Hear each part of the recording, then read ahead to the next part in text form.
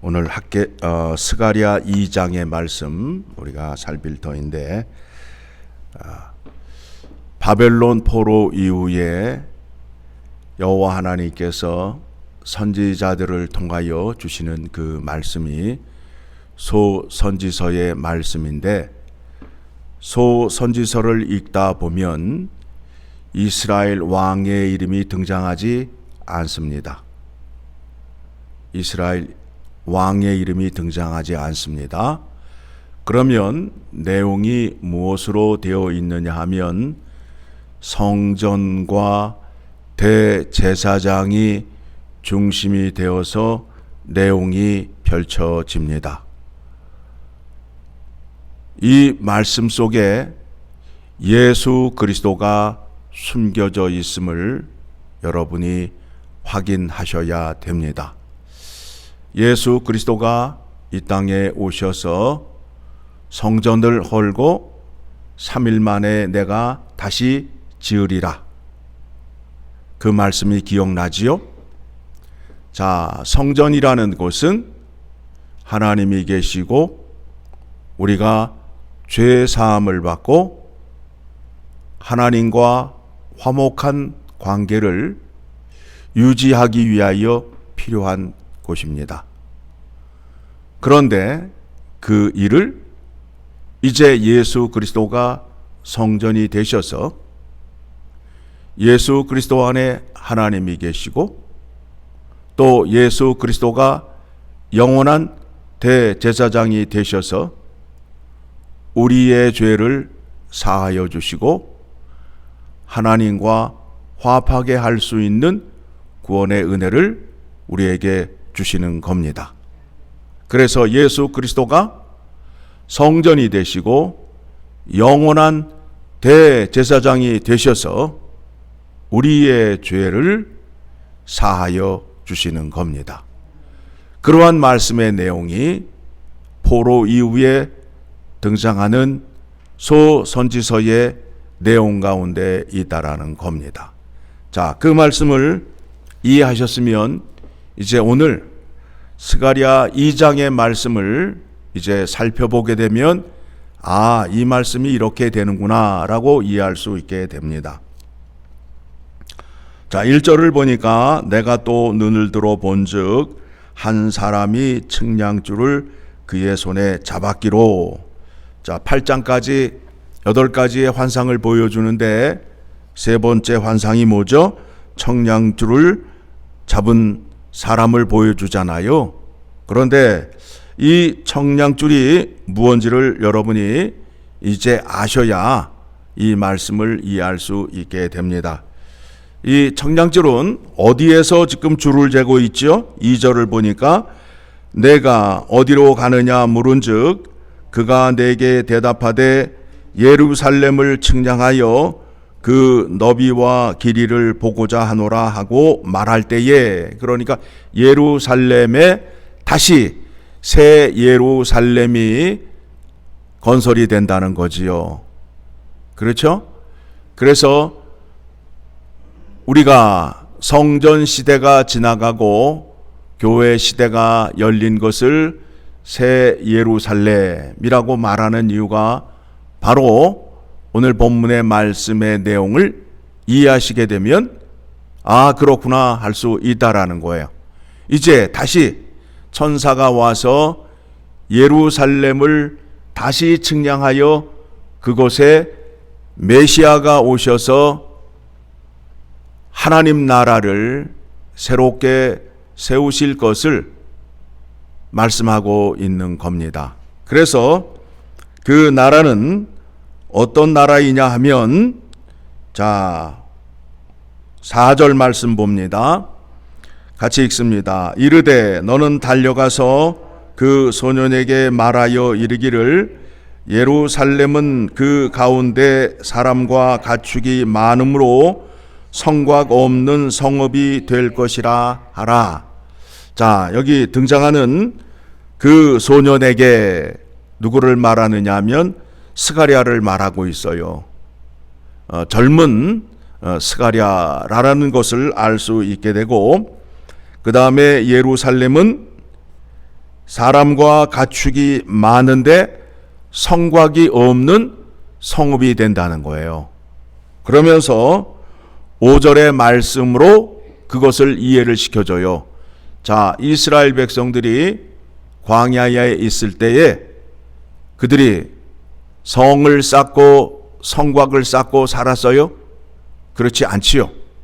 그때에 여호와 하나님께서 그 백성을 어떻게 지켜주셨죠?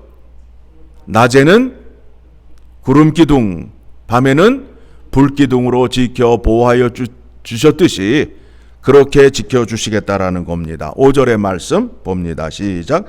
여호와의 말씀에 내가 불로 둘러싼 성곽이 되며 그 가운데에서 영광이 되리라. 자, 구약의 그 광야 시대를 생각하게 되면 12지파가 있는데 12지파가 동서남북에 세 지파씩 있고 가운데에 여호와 하나님께서 계셨잖아요. 그와 같이 너희와 함께 하겠다. 새로운 성이 쌓아지지만 성곽이 없는 성인데 불로 너희를 지켜 보호하여 줄 것이다 라고 말씀하고, 이제 8절 이하의 말씀을 보게 되면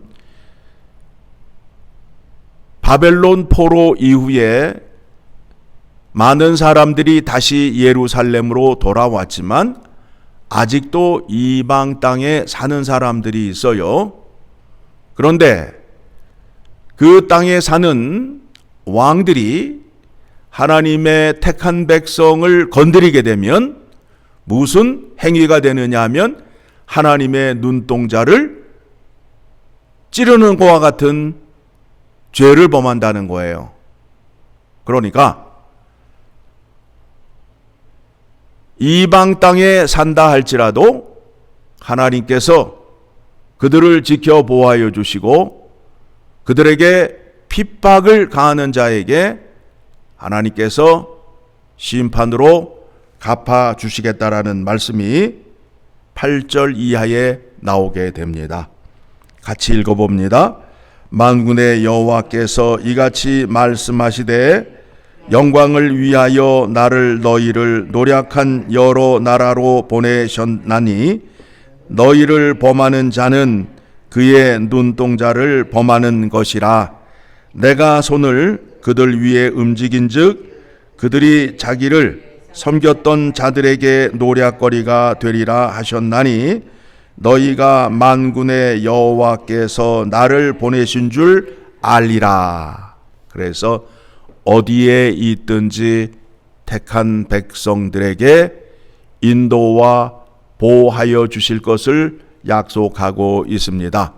그래서 예수님께서 하늘로 승천하실 때에 제자들에게 뭐라 그래요? 내가 세상 끝날까지 너희와 함께 하리라. 지금 이 구약에서 다 약속하신 말씀이 누구를 통하여 성취가 되어? 예수 그리스도를 통하여 성취가 됨을 지금 우리가 확인하고 있습니다. 그러면서 10절 이하의 말씀을 보게 되면 이제 이 일을 메시아가 와서 다 이룰 것을 말씀하고 있습니다. 10절 같이 봅니다. 여호와의 말씀에 시온에 따라 노래하고 기뻐하라. 이는 내가 와서 내 가운데에 머물 것임이라.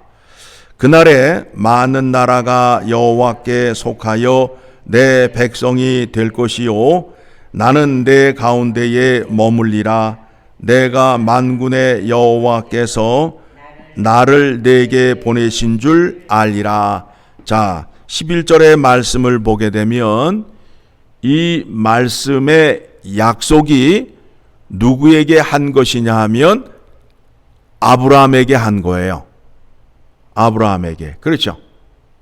하나님께서 아브라함을 데리고 밤에 밖으로 나아가 뭐라고 약속을 하셨죠?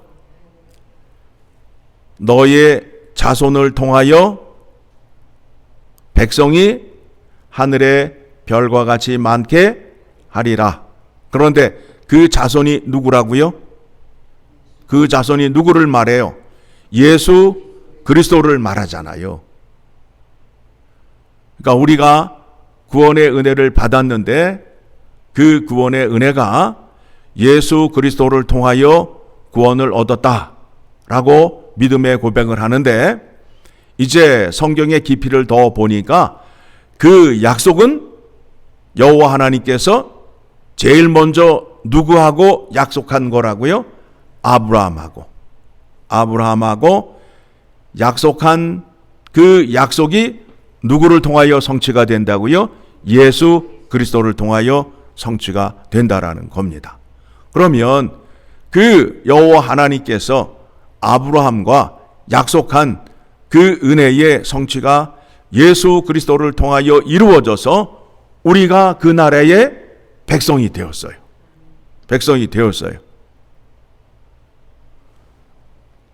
자, 그 은혜를 주시기 위하여 예수 그리스도가 오신 겁니다. 자, 그리고 12절, 여호와께서 장차 유다를 거룩한 땅에서 자기 소유를 삼으시고 다시 예루살렘을 택하시리니 모든 육체가 여호와 앞에서 잠잠할 것은 여호와께서 그의 거룩한 처소에서 일어나심이니라 하라 하더라. 하나님께서 가만히 계시는 것이 아니라 지금도 하나님께서 계획하시고 뜻하신 대로 일하고 계심을 믿으시고, 우리는 그의 백성이 되어서 그가 하시는 일을 믿고 따르는 사람들입니다.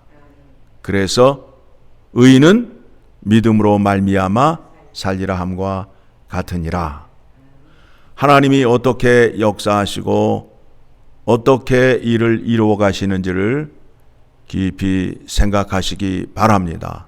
이제 우리가 하나님 나라의 백성이 되었어요. 하나님 나라가 이 땅에 도래되었어요. 그러나 아직 완성은 되지 않았어요.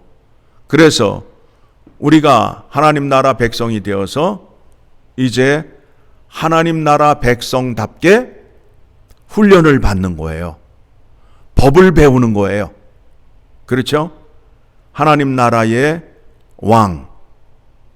왕의 명령을 따라 수준 높은 백성이 되게끔 하기 위하여 우리를 교회로 불러 그의 나라와 의를 배우게 하는 거예요. 그렇죠? 너희는 먼저 그의 나라와 의를 구하라. 그리하면 이 모든 것을 너희에게 더하시리라. 왕께서 백성들의 의식주 문제를 해결해 주어야 좋은 왕이 되잖아요.